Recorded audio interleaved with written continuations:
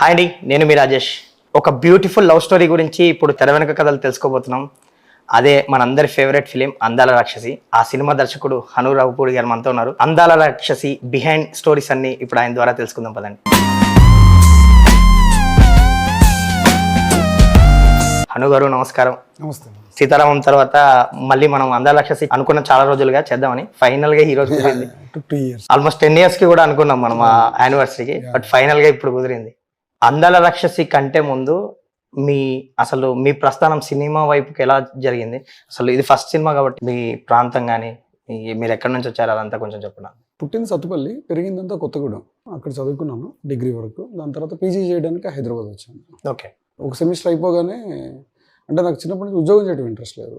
So బేసిక్గా below middle class family. ఇప్పుడు already సెమిస్టర్కి కొంత కడతా, మళ్ళీ మా అమ్మని ఇబ్బంది పెడతా ఎందుకని చెప్పి సెకండ్ సెమిస్టర్ నుంచి డిస్కంటిన్యూ చేసి సినిమాల సైడ్ వచ్చాను. అంటే చిన్నప్పటి నుంచి రైటింగ్ అలవాటు. షార్ట్ స్టోరీస్, పోయిటరీ ఇలా రాస్తా ఉంటాను. బుక్స్ చదవడం, రాయడం చిన్నప్పటి నుంచి ఉంది. మోరోవర్ పోయిటరీ రాయటం, షార్ట్ స్టోరీస్ ఇలా రాసేవాడిని చిన్నప్పటి నుంచి. బట్ అది ఇండస్ట్రీ సైడ్ డ్రైవ్ అవుతుంది అన్నది ఏం కాదు, ఊరికే రాసేవాడిని అలాగా.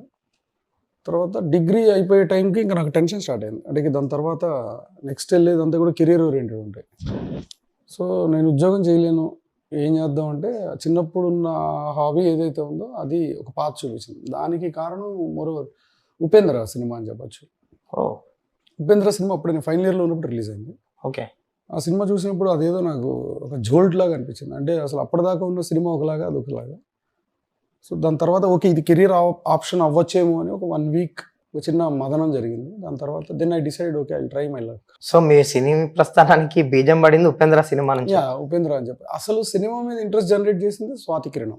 ఓకే. సో నేను నా first movie theatre experience Swathi కిరణం. సో ఆ సినిమా చూసిన తర్వాత నాకు ఎందుకు ఫస్ట్ టైం ఆ క్రాఫ్ట్ ఏంటో నాకు తెలియదు కానీ మొత్తానికి అసలు షేక్ అయిపోయింది ఆ ఫిల్మ్ చూసిన తర్వాత. అంటే ఆ మేకర్ ఎవరు, సినిమా డైరెక్టర్ ఎవరు, సినిమా వెనకాల ఏముంటుంది, ఇప్పటిదాకా ఏంటి యాక్టర్స్ ఫోర్ ఫ్రంటల్ కదా ఇప్పుడు సినిమాకి.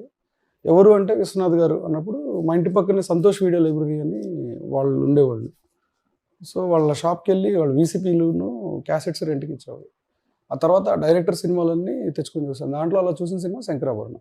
అంటే అవన్నీ ఓన్లీ వ్యూయింగ్ చాయిసెస్. అంటే ప్రేక్షకుడిగా నాకు విపరీతంగా నచ్చిన సినిమాలు అవి. ఆ టైంలో అవేం పెద్ద కెరియర్ సైడ్ ఇది అవుతుందని నేను అనుకోలేదు. బట్ ఒక టేస్ట్ బిల్డ్ అవ్వడానికి మాత్రం చాలా ఉపయోగపడింది. లక్కీగా అదే మంత్ నేను రోజా కూడా చూసినట్టున్నాను. రోజా నెక్స్ట్ హార్డ్ హిట్టింగ్ ఫిల్మ్ నాకు. సో దెన్ మణిరత్నం గారి సినిమాలన్నీ చూడడం మొదలెట్టాను. అలా ఇద్దరు డైరెక్టర్లు నా ఫేవరెట్ డైరెక్టర్స్ ఆ టైంలో. ఓకే. అలా వ్యూవింగ్ ఎక్స్పీరియన్స్ నుంచి స్ట్రైట్ ఉపేంద్ర ల్యాండింగ్ దగ్గర ఉపేంద్ర సినిమానే అనేది. ఉపేంద్ర గారు నా one of my favourite director ఆయన ఉపేంద్ర గారు. ఆ సినిమా నన్ను సినిమా సైడ్ తీసుకొచ్చిందని చెప్పొచ్చు. దాని తర్వాత ఫస్ట్ సెమిస్టర్ అయిపోయింది. దాని తర్వాత నేను ఏలటి చంద్రశేఖర్ గారు అప్పుడు అమృతం సీరియల్ చేస్తున్నారు. అక్కడ కలిసాను ఆయన్ని. సో ఆయన ఒక 1 week కొంచెం తరువుగా మ్యారథాన్ లాగా ఇంటర్వ్యూస్ తీసుకున్నారు. నాకు బాగా చదివేవాడు నేను. ఎందుకంటే కెరియర్ ఆప్షన్ ఎందుకు ఇటు వస్తున్నావు అనే దానికి అనవసరంగా పాడవుతుంది కెరియర్ అని.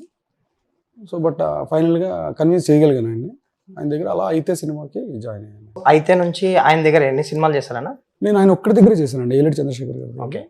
అయితే నుంచి ప్రయాణం వరకు చేశాను. 4 films. అయితే అనుకోకుండా ఒకరోజు, సాహసం. అందాల రాక్షసి కంటే ముందు మీరు ఒక షార్ట్ ఫిల్మ్ చేశారు. అవును. ఒక పాపతో. చాలా అంటే ఆ టైంలో అది మంచి అప్రిషియేషన్ వచ్చిన షార్ట్ ఫిల్మ్.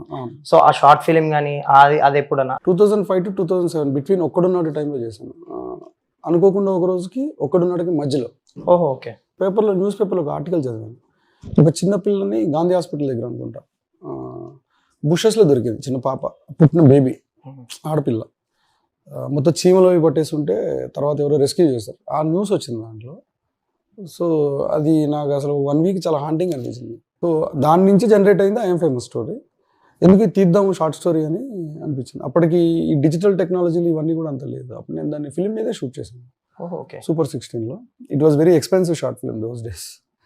సో దానికి చాలా మంది హెల్ప్ చేశారు. అంటే సెంథిల్ నెగిటివ్ ఫ్రీగా ఇప్పించాడు కొడాక్ నుంచి.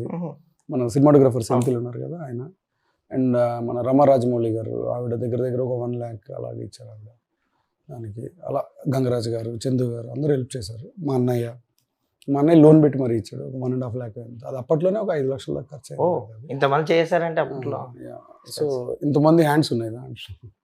అది నాకు ఆ టైంలోనే అంత ఖర్చు పెట్టారంటే డైరెక్టర్ అవడానికి అది బాగా హెల్ప్ అయింది ఆ షార్ట్ ఫిల్మ్. ఓ నాంది లాంటిదే కదా మీకు అది, నాంది పడింది అంటే ఓకే నాకు కూడా కాన్ఫిడెన్స్ రావటం నేను చేయగలను అని.